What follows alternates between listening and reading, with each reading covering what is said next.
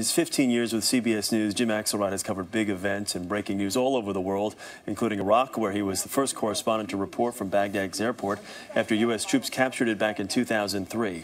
In his new memoir, In the Long Run, A Father, Son, and Unintentional Lessons in Happiness, tells the story of his own search for happiness and the 26.2 miles it took to get him there. And Jim is with us here this morning. Jim, good to see you. Good to see you. In the Long Run, you talk about a title that it fits in everything from your personal relationships with your wife, your relationships with people at your job, relationship with your dad, running this marathon.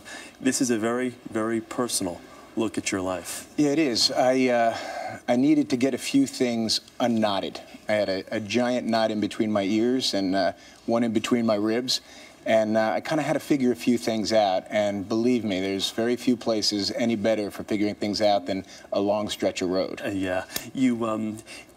I guess the genesis of all this was this email that you get. This is a random email you got from a buddy while you were in Houston at the Toyota Center with the Obama campaign at the time. I wanted to see what Barack Obama looked like in February of 2008. So we were at an event, and he's just about to come out. My BlackBerry goes off. I look down to see who it is. It's my best friend who sent me the records, the marathon records of my father when he had run the New York Marathon 3 times in the early 80s. Now, this was a point in my life where I needed to get my arms around just some general dissatisfaction, you know, midlife malaise. And I was trying to figure out what's going on here. The first reaction I had looking down at my father's times were, I can beat those.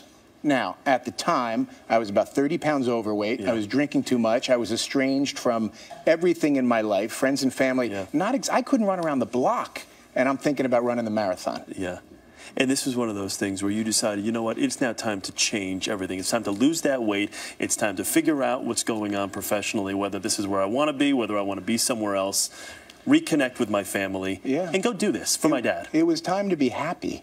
And I had to figure out my personal journey started with untangling a few things with my dad. The problem was he'd been dead for 8 years. So I had to do a lot of work and learn a lot of lessons that only my father could teach me, but he was teaching me long after he was gone. And he was a wonderful teacher through this whole process. It just took me a while to become the kind of student who could get the lessons. Did you have to, in writing this book, was it a little cathartic for you to kind of go back and see some of the mixed messages from both personal and professional relationships, what they really meant? Yeah, you know, my dad was a fabulous guy, a loving man, and he just figured it out, a little overburdened, a little overstretched.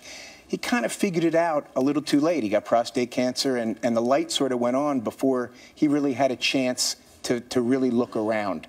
So figuring these lessons out for me was important, but I'm thinking as I'm going through this, hey, I'm not the only guy in his mid-40s who's 20, 25 years into a life and wondering, hey, is what I'm doing, is the way I'm living what I intended when I started the whole thing? I see men and women on the buses and trains heading from Manhattan out to the suburbs every night. I know I'm not the only guy or woman in their mid-40s trying to figure it all out. The thing that struck me is you're sitting at home with your wife, Stina, with your kids. You're just sitting there watching American Idol, and you say to yourself, you know what, this is the moment right here. This is one of those moments this is why we're on Earth, is for things like this, not necessarily the rat race that we're involved in each and every day. No, you have to make sure that the gap between how you want to live and how you are living is as narrow as possible, because in that gap is the potential for a lot of unhappiness.